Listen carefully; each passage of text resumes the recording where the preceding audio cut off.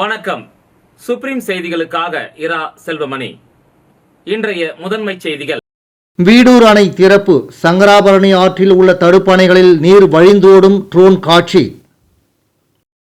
புதுவை பல்கலைக்கழகத்தில் ஏபிவிபி அமைப்பு மாணவர்கள் முற்றுகை போராட்டம். அடிப்படை வசதிகளை மேம்படுத்த வலியுறுத்தல்.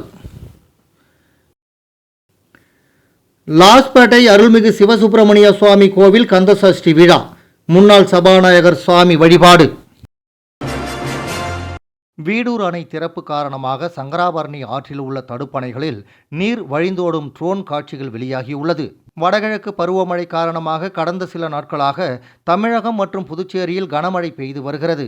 இதன் காரணமாக விழுப்புரம் மாவட்டம் வீடூரில் சங்கராபரணி ஆற்றின் குறுக்கே உள்ள வீடூர் அணை நிரம்பிய நிலையில் வீடூர் அணையிலிருந்து சங்கராபரணி ஆற்றில் 5600 கன அடி நீர் திறக்கப்பட்டுள்ளது. இந்த நீரானது புதுச்சேரியின் மணலிப்பட்டு, செட்டிப்பட்டு, கைக்கிளம்பட்டு கிராமங்களில் உள்ள படுகை அணைகளில் நிரம்பி ஓடிக்கொண்டிருக்கிறது. தடுப்பணைகளில் தண்ணீர் நிரம்பி ஓடும் அழகிய ட்ரோன் காட்சிகள் தற்போது வெளியாகியுள்ளது. புதுவை பல்கலைக்கழகத்தில் அடிப்படை வசதியை மேம்படுத்த வேண்டி ஏபிவிபி அமைப்பினர் முற்றுகை போராட்டத்தில் ஈடுபட்டனர். புதுவை பல்கலைக்கழகத்தில் 9000க்கும் மேற்பட்ட மாணவர்கள் பயின்று வருகின்றனர். இங்கே 20க்கும் மேற்பட்ட விடுதிகள் உள்ளது. இதில் சுத்தமான குடிநீர் வழங்க கோரியும், விடுதி உணவகத்தில் தரமான உணவு வழங்க கோரியும், உணவக குழு அமைத்தல், வைஃபை போன்ற பல்வேறு அடிப்படை விஷயங்களை செய்து தர வேண்டி ஏபிவிபி அமைப்பின் மாணவர்கள் நலத்துறையை முற்றுகையிட்டு போராட்டம் நடத்தினர். பின்பு அந்த துறையில் டீன் மற்றும் பல்கலைக்கழக விடுதி துணை பதிவாளர் மாணவர்களிடம் பேச்சுவார்த்தை நடத்தினர். 1 மணி நேரம் நடந்த பேச்சுவார்த்தையில் மாணவர்களின் கோரிக்கையை ஏற்று விரைவில் செய்து தரப்படும் என்று உறுதியளித்தனர். இந்த போராட்டத்தை பல்கலைக்கழக கிளை தலைவர் தேவானி வழிநடத்தினார். இதில் கிளை செயலாளர் குமார் ஆதித்யா, தேசிய செயற்குழு உறுப்பினர் அர்பித் மற்றும் இதர பொறுப்பாளர்கள் கலந்து கொண்டனர். புதுச்சேரி லாஸ்பேட்டை அருள்மிகு சிவ சுப்பிரமணிய சுவாமி தேவஸ்தானத்தில் கந்தர் சஷ்டி சூரசம்மார விழாவையொட்டி முருகப்பெருமான் ரிஷப வாகனத்தில் திருவீதி உலா நடைபெற்றது. விழாவில் முன்னாள் சபாநாயகர் விபி சிவக்கொழுந்து கலந்து கொண்டு சுவாமி வழிபட்டார். புதுச்சேரி லாஸ்பேட்டை பகுதியில் அமைந்துள்ளது அருள்மிகு சிவ சுப்பிரமணிய சுவாமி தேவஸ்தானம். இத்திருக்கோவில் கந்தர் சஷ்டி சூரசம்மார பெருவிழா கடந்த 21ஆம் தேதி கணபதி ஹோமத்துடன் தொடங்கியது. தினம்தோறும் சுப்பிரமணிய சுவாமி பல்வேறு வாகன சேவையில் எழுந்தருளி பக்தர்களுக்கு காட்சி அளிக்கின்றார். இதன் ஒரு பகுதியாக வெள்ளி இரவு சிவசுப்பிரமணிய சுவாமி சிறப்பு அலங்காரத்தில் விநாயகர் மற்றும் நவ வீரர்களுடன் திருவீதி உலா நடைபெற்றது. முன்னதாக அலங்கரிக்கப்பட்ட சிவசுப்பிரமணிய சுவாமிக்கு தீபாராதனை நிகழ்வும் காட்டப்பட்டு உட்புறப்பாடு நடைபெற்றது. இதில் ஏராளமான பக்தர்கள் கலந்து கொண்டு சிவசுப்பிரமணிய சுவாமியை வழிபட்டு சென்றனர். இந்த நிகழ்ச்சியில் முன்னாள் சபாநாயகர் சிவக்கொழுந்து, உபயதாரர்கள் சுப்பிரமணியன், பாலசுப்பிரமணியன், வைத்தியநாதன், செல்வராசு, அன்பழகன், சரோஜா, ஆறுமுகம், பன்னீர்செல்வம், புனிதபதி, குமரகுரு, கணபதி மற்றும் சிவக்குமார் உள்ளிட்டோர் கலந்து கொண்டனர். முன்னதாக விழாவிற்கு வருகை புரிந்த முன்னாள் சபாநாயகர் விபி சிவக்கொழுந்துக்கு ஆலய நிர்வாகம் சார்பில் பொன்னாடை போற்றி மாலை அணிவித்து சிறப்பான முறையில் வரவேற்பும் அளிக்கப்பட்டது.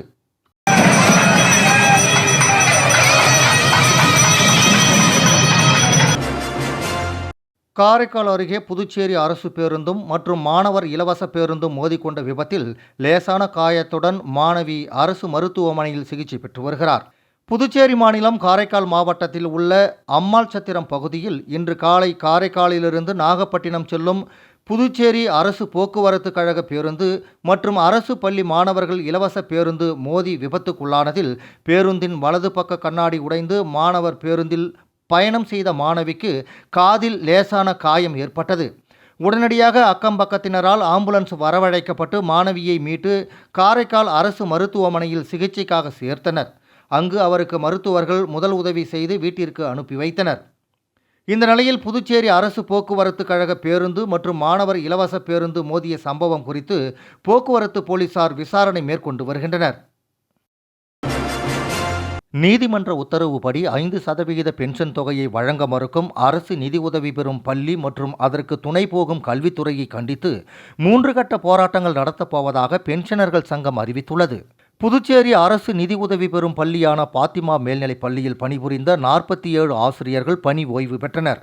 இவர்களுக்கு 95% அரசும் 5% அரசு நிதி உதவி பெறும் பள்ளி நிர்வாகமும் பென்ஷன் வழங்க வேண்டும் என்று விதிமுறை உள்ளது.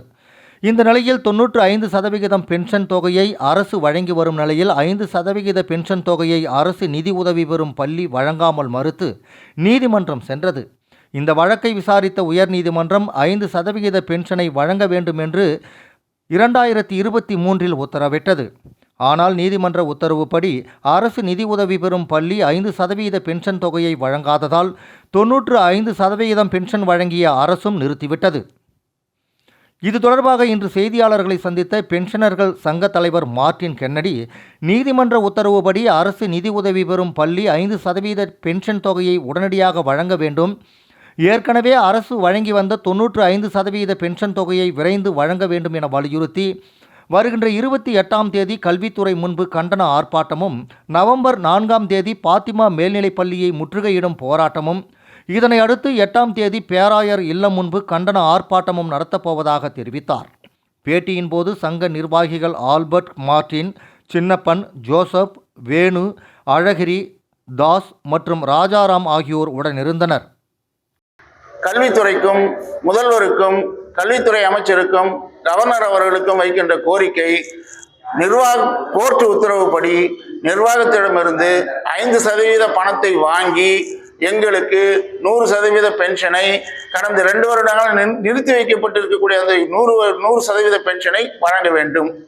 அப்படி இல்லை என்றால், நிர்வாகத்திடம் வாங்க தாமதமாகிறது என்றால் அரசாங்கம் தரக்கூடிய 95% பணத்தையாவது எங்களுக்கு தந்து எங்களுடைய வாழ்வாதாரத்தை காப்பாற்ற வேண்டும். ஏனென்றால் எல்லோரும் வயதானவர்கள், வயது முதிர்ந்த பென்ஷனர்கள், ஏறக்குறைய 47 பேர் இந்த பென்ஷன் இல்லாமல் கஷ்டப்பட்டு கொண்டு இருக்கிறார்கள். அவர்களில் 15 பேர் ஃபேமிலி பென்ஷன் வாங்கக்கூடிய நபர்கள் இருக்கிறார்கள். மருத்துவ செலவு, பல்வேறு செலவுகள் இருக்கின்றன. எதையும் சந்திக்க முடியாமல் மிகுந்த துன்பத்துக்கு ஆளாகி இருக்கிறார்கள். இந்தியா மற்றும் ஆசியா சாதனை புத்தகத்தில் நூல் ஒன்றை அறிமுகம் செய்து அந்த நூலுக்கு மகாவித்தகர் பட்டம் பெற்ற புதுச்சேரி மாணவரை எதிர்க்கட்சித் தலைவர் சிவா நேரில் சந்தித்து பாராட்டு தெரிவித்தார். புதுச்சேரி மாநிலம் வில்லியனூர் சட்டமன்ற தொகுதி ஜிஎன் பாளையம் கிராமம் வள்ளியம்மை நகரில் வசிக்கும் பிஆர்டிசி ஓட்டுநர் சரவணன் என்பவரின் மகன் திவ்யேஷ் புதுச்சேரியில் உள்ள தனியார் பள்ளியில் 10ஆம் வகுப்பு படிக்கிறார். அவர் ஆன்மீகம், மனித சிந்தனையின் பரிணாமம், மனித தத்துவம், சுதந்திர சிந்தனை, அரசியல் பார்வை, அமைதி, வாழ்வின் புதிய விழிப்புணர்வு போன்றவற்றை இன்றைய மாணவர் சமுதாயம் எளிதில் அறிந்து கொள்ளும் வகையிலும், இந்த நூலை வாசகர்கள் எளிதில் படித்து பயன்பெறக்கூடிய நிலையிலும் முடிசூடிய மனம் எனும் ஆன்மீக நூலை ஆங்கிலத்தில் தயாரித்திருந்தார். மனித ஆன்மாவின் உச்சக்குரலாக பார்க்கப்படும் இந்த நூலின் தன்மையை உலகறிய செய்ய வேண்டும் என்ற நோக்கில் முடிசூடிய மனம் எனும் நூலை அந்த மாணவர் இந்தியா மற்றும் ஆசியா புத்தகத்தில் இடம்பெற செய்துள்ளார். அதனை ஆராய்ந்த ஆராய்ச்சியாளர்கள் அந்த நூலை தயாரித்த மாணவன் திவ்யேஷ் என்பவரை இந்தியா மற்றும் ஆசியா புத்தக சாதனையில் அங்கீகரித்து ஆசிய அளவிலான மகாவித்தகர் பட்டம் வழங்கி கௌரவித்துள்ளது. இந்த நூல் அமேசான் நிறுவனம் மூலம் உலகறிய சந்தைப்படுத்தப்பட்டுள்ளது என்பது குறிப்பிடத்தக்கது. இளம் வயதில் மகாவித்தகர் பட்டம் பெற்று புதுச்சேரிக்கு பெருமை சேர்த்துள்ள மாணவன் திவ்யேஷ் அவர்களை புதுச்சேரி சட்டமன்ற எதிர்க்கட்சித் தலைவர் சிவா நேரில் சந்தித்து வாழ்த்து தெரிவித்தார். அப்போது பிஆர்டிசி போக்குவரத்து கழக தோமுசா செயலாளர் ராஜேந்திரன், மாணவரின் தந்தை சரவணன், நிர்வாகிகள் பாலகிருஷ்ணன், ஐயப்பன், வெங்கடாசலம் ஆகியோர் உடனிருந்தனர். விளம்பர இடைவேளைக்கு பிறகு செய்திகள் தொடரும். புது உலகம், புது வாழ்க்கை, அதை ஒரு இளவரசியை போல கடந்து செல்லணும். அதுக்கு நம்மளை அலங்கரிக்க முகல் காலகட்டத்தின் கலாச்சாரத்தை தழுவி அற்புதமான தங்க நகைகளை மெஹஃபில் கலெக்ஷனாக உருவாக்கி தருது ஜோசா லூகாஸ். மெஹஃபில், இனி மனங்களை வெல்லலாம். Mehfil, classical Mughal design jewelry from Josa Lucas. புது உலகம், புது வாழ்க்கை, அதை ஒரு இளவரசியை போல கடந்து செல்லணும். அதுக்கு நம்மளை அலங்கரிக்க முகல் காலகட்டத்தின் கலாச்சாரத்தை தழுவி அற்புதமான தங்க நகைகளை மெஹஃபில் கலெக்ஷனாக உருவாக்கி தருது ஜோசா லூகாஸ். மெஹஃபில், இனி மனங்களை வெல்லலாம். Mehfil, classical Mughal design jewelry from Josa Lucas. புதுச்சேரியில் காதல் விவகாரத்தில் ஏற்பட்ட முன்விரோதம் காரணமாக காவல் நிலைய வாசலில் ரவுடி கொலை செய்யப்பட்ட சம்பவத்தில் 2 சிறுவர்கள் உட்பட 4 பேரை போலீசார் கைது செய்தபோது தவறி விழுந்ததில் 2 பேருக்கு கையில் எலும்பு முறிவு ஏற்பட்டதைத் தொடர்ந்து போலீசார் அவர்களை நீதிமன்றத்தில் ஆஜர்படுத்தி காலாப்பட்டு சிறையில் அடைத்தனர். மேலும் அடிக்கடி இன்ஸ்டாகிராமில் மாசாக முகத்தை காட்டி ரீல்ஸ் மற்றும் போட்டோ வெளியிட்டதால் ஆத்திரத்தில் கத்தியால் முகத்தை வெட்டி சிதைத்ததாகவும் அவரை கொலை செய்ய ரூட் போட்டு கொடுத்ததே இன்ஸ்டாகிராம் தான் என கைது செய்யப்பட்டவர்கள் போலீசாரின் விசாரணையில் தெரிவித்தது அதிர்ச்சியை ஏற்படுத்தியுள்ளது. புதுச்சேரி லாஸ்பேட்டை நாவர்குளம் பகுதியைச் சேர்ந்தவர் 23 வயதான ஜேக்கப் பால். ரவுடியான இவர் மீது கொலை முயற்சி, அடிதடி உள்ளிட்ட பல்வேறு வழக்குகள் உள்ளது. காய்கறி வியாபாரியான இவர் நேற்று முன்தினம் இரவு லாஸ்பேட்டை புறக்காவல் நிலையம் அருகில் உள்ள சமுதாய நலக்கூடத்தில் இவரது நண்பரின் மகள் பிறந்தநாள் விழா ஏற்பாடுகளை கவனித்துவிட்டு காவல் நிலையம் அருகே இருசக்கர வாகனத்தில் வந்தபோது 5 பேர் கொண்ட கும்பல் அவரை காவல் நிலைய வாசலில் வைத்து அரிவாளால் முகம் மற்றும் தலையில் சராமரியாக வெட்டிவிட்டு தப்பிச் சென்றனர். இந்த நிலையில் உயிருக்கு போராடிய ஜேக்கப்பாலை போலீசார் மீட்டு அரசு மருத்துவமனைக்கு கொண்டு சென்றனர். அங்கு அவருக்கு தீவிர சிகிச்சை அளிக்கப்பட்ட நிலையில் இன்று காலை சிகிச்சை பலனின்றி பரிதாபமாக உயிரிழந்தார். இந்த சம்பவம் குறித்து லாஸ்பேட்டை போலீசார் கொலை முயற்சி வழக்கு பதிவு செய்த நிலையில் தற்போது கொலை வழக்காக மாற்றியுள்ளனர். இதனிடையே இந்த வழக்கில் தொடர்புடைய சண்முகாபுரத்தைச் சேர்ந்த 22 வயதான பச்சையப்பன், 21 வயதான முகிலன் மற்றும் 2 சிறுவர்கள் உட்பட 4 பேர் மேட்டுப்பாளையம் லாரி பணிமுனையில் பதுங்கி இருந்தனர். அவர்களை போலீசார் கைது செய்ய முயன்றபோது கீழே விழுந்ததில் பச்சையப்பன் மற்றும் முகிலன் ஆகியோரின் வலது கையில் எலும்பு முறிவு ஏற்பட்டது. மேலும் கைது செய்யப்பட்டவர்களிடம் நடத்திய விசாரணையில் கடந்த மே மாதம் காதல் தகராறில் பஞ்சாயத்து செய்ததில் பச்சையப்பன் உட்பட 3 பேரை ஜேக்கப்பால் கத்தியால் வெட்டியுள்ளார். இந்த வழக்கில் சிறை சென்று ஜாமீனில் வந்த ஜேக்கப்பால் மீண்டும் பச்சையப்பனை கொலை செய்ய திட்டம் தீட்டி ரவுடி மிட்டாய்மணி என்பவரை அணுகி ரூட் போட்டு தரும்படி கேட்டுள்ளார். அதனை மிட்டாய்மணி பச்சையப்பனிடம் தெரிவித்துள்ளார். இதனால் கோபமடைந்த பச்சையப்பன் தன்னை கொலை செய்வதற்குள் ஜேக்கப்பாலை கொலை செய்ய திட்டம் தீட்டி வந்துள்ளார். இதற்கிடையே இன்ஸ்டாகிராமில் ஜேக்கப்பால் தனது நண்பரின் மகள் பிறந்த நிகழ்ச்சிக்கான ஏற்பாடுகளை பதிவிட்டு வந்துள்ளார். அதை கண்காணித்த பச்சையப்பன் பிறந்தநாள் நிகழ்ச்சிக்கு ஜேக்கப்பால் செல்வதை அறிந்து தனது கூட்டாளிகளுடன் லாஸ்பேட்டை புறக்காவல் நிலையம் அருகே பதுங்கியிருந்து பைக்கில் வந்த ஜேக்கப்பாலை சுற்றி வளைத்து வெட்டியதாக தெரிவித்துள்ளார். மேலும் இன்ஸ்டாகிராம் மற்றும் ஃபேஸ்புக்கில் மிகப்பெரிய ரவுடி போல் மாசாக வீடியோ பதிவிடுவது, ஃபோட்டோ பதிவிடுவது என அடிக்கடி முகத்தை காட்டியது ஆத்திரத்தை ஏற்படுத்தியதாகவும் அதன் காரணமாக கத்தியால் முகத்தை குறிவைத்து சிதைத்து கொலை செய்ததாக பரபரப்பு வாக்குமூலம் கொடுத்ததை அடுத்து 4 பேரையும் கைது செய்த போலீசார் அவர்களிடமிருந்து 3 மொபைல்கள், 2 பைக் மற்றும் கொலைக்கு பயன்படுத்திய 4 கத்திகள் ஆகியவற்றை பறிமுதல் செய்து 2 சிறுவர்கள் உட்பட 4 பேரையும் நீதிமன்றத்தில் ஆஜர்படுத்தி பச்சையப்பன், முகிலன் காலாப்பட்டு மத்திய சிறையிலும் சிறுவர்கள் சீர்திருத்த பள்ளியிலும் அடைக்கப்பட்டனர். மேலும் இவ்வழக்கில் தொடர்புடைய சந்துரு என்பவரை தேடி வருகின்றனர் போலீசார். கரும்புலிகள் ஆதித்யா அறக்கட்டளையின் லவ் லீனாவின் பிறந்தநாள் விழாவினை முன்னிட்டு ஏழை எளியோருக்கு நலத்திட்ட உதவிகள் வழங்கப்பட்டது. கரும்புலிகள் ஆதித்யா அறக்கட்டளையின் இளைய மகள் லவ் லீனாவின் முதல் பிறந்தநாள் விழா சிறப்பாக கொண்டாடப்பட்டது. இந்த விழாவை முன்னிட்டு அறக்கட்டளையின் சார்பில் பல்வேறு நலத்திட்ட உதவிகள் ஏழை எளிய மக்களுக்கு வழங்கப்பட்டன. அறக்கட்டளையின் நிறுவன தலைவரும் தொழிலதிபரும் சமூக சேவகியுமான பத்மாவதி மணிகண்டன் அவர்கள் இந்த உதவிகளை வழங்கினார். விழாவில் 300 ஏழை எளிய மக்களுக்கு சிக்கன் பிரியாணி வழங்கப்பட்டது. 100 நபர்களுக்கு பெட்ஷீட்கள் வழங்கப்பட்டன. 100 நபர்களுக்கு சில்வர் குடம் மற்றும் சில்வர் பாத்திரங்கள், புடவைகள் வழங்கப்பட்டன. 100 நபர்களுக்கு மழை குடை மற்றும் மழை அங்கி வழங்கப்பட்டது. மேலும் ஆதரவற்ற இல்லங்களில் சிக்கன் பிரியாணி மற்றும் பிற உதவிகளும் வழங்கப்பட்டன. பத்மாவதி மணிகண்டன் அவர்கள் இந்த உதவிகளை வழங்கி உரையாற்றுகையில், கரும்புலிகள் ஆதித்யா அறக்கட்டளை ஏழை எளிய மக்களின் நலனுக்காக தொடர்ந்து பாடுபடும். லவ் லீனாவின் பிறந்த நாளை முன்னிட்டு இந்த உதவிகளை வழங்குவதில் மகிழ்ச்சி அடைகிறேன். அனைவரும் நலமாக வாழ வேண்டும் என்பதே தனது விருப்பம் என்று கூறினார். இந்த விழாவில் ஏராளமான பொதுமக்கள் கலந்து கொண்டு லவ் லீனாவை வாழ்த்தினர். ஆதித்யா அறக்கட்டளையின் இந்த முயற்சிக்கு பலரும் பாராட்டு தெரிவித்தனர். ஆதித்யா அறக்கட்டளை தொடர்ந்து சமூக சேவைகளில் ஈடுபட்டு வருகிறது. ஏழை எளிய மக்களுக்கு கல்வி, மருத்துவம் மற்றும் பிற உதவிகளையும் வழங்கி வருகிறது. மேலும் சுற்றுச்சூழல் பாதுகாப்பு, பெண்கள் முன்னேற்றம் போன்ற பல்வேறு திட்டங்களையும் செயல்படுத்தி வருகிறது. லவ் லீனாவின் பிறந்தநாள் விழா ஏழை எளிய மக்களுக்கு ஒரு மகிழ்ச்சியான நாளாக அமைந்தது. ஆதித்யா அறக்கட்டளையின் இந்த சேவை மனப்பான்மைக்கு அனைவரும் நன்றி தெரிவித்தனர். ஒற்றுமையே தாய்நாட்டின் வலிமை என்று பாரதிதாசன் அறக்கட்டளை விழாவில் தமிழறிஞர் கோ பாரதி தெரிவித்துள்ளார். புதுச்சேரி பாரதிதாசன் அறக்கட்டளை சார்பில் மாதந்தோறும் பாவேந்தர் கலை இலக்கிய திங்கள் விழா பாவேந்தர் பாரதிதாசன் அரசு அருங்காட்சியகத்தில் நடைபெற்று வருகிறது. ஒற்றுமையும் புரட்சி கவிஞரும் என்ற தலைப்பிலான இந்த மாத விழாவுக்கு அறக்கட்டளை தலைவர் தமிழறிஞர் பேராசிரியர் கோ பாரதி தலைமை தாங்கி பேசினார்.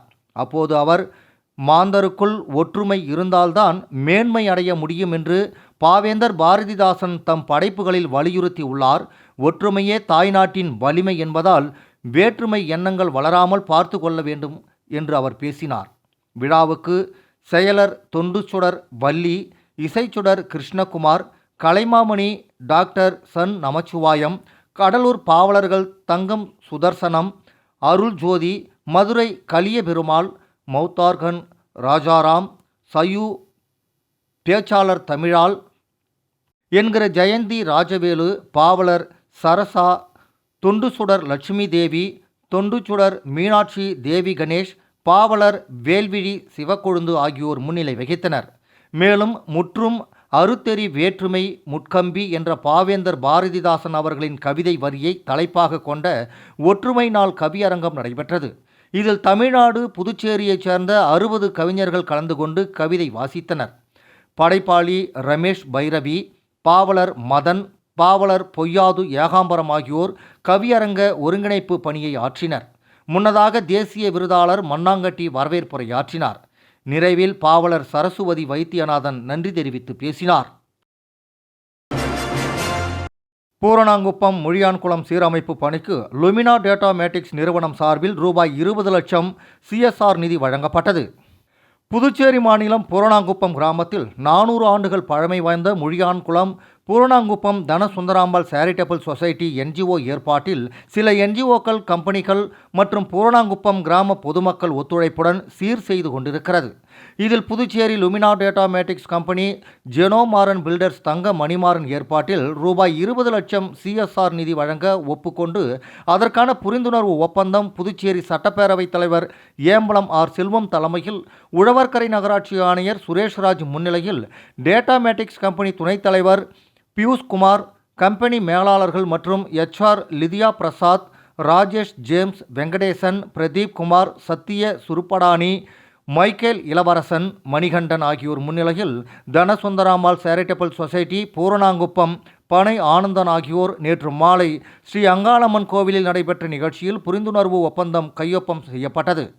நிகழ்ச்சியில் பூரணாங்குப்பம் கோவில் நிர்வாக அதிகாரி பாஸ்கர், முன்னாள் அதிகாரி சுந்தரராசு, திருப்பணிக்குழு தலைவர் முருகேசன், கட்டிட பொறியாளர் புருஷோத்தமன், அரியாங்குப்பம் கொம்யூன் JE சரஸ்வதி மற்றும் கிராம பொதுமக்களும் கலந்து கொண்டனர். நிகழ்ச்சிக்கான ஏற்பாடுகளை பூரணாங்குப்பம் தனசுந்தராம்பாள் சேரிட்டபிள் சொசைட்டி தன்னார்வலர்கள் செய்திருந்தனர்.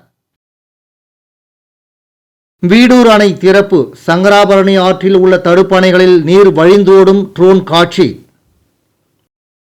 புதுவை பல்கலைக்கழகத்தில் APVP அமைப்பு மாணவர்கள் முற்றுகை போராட்டம், அடிப்படை வசதிகளை மேம்படுத்த வலியுறுத்தல். லாஸ்பேட்டை அருள்மிகு சிவசுப்பிரமணிய சுவாமி கோவில் கந்தசஷ்டி விழா, முன்னாள் சபாநாயகர் சுவாமி வழிபாடு. இந்த செய்தி அறிக்கை இத்துடன் நிறைவு பெறுகிறது. வணக்கம்.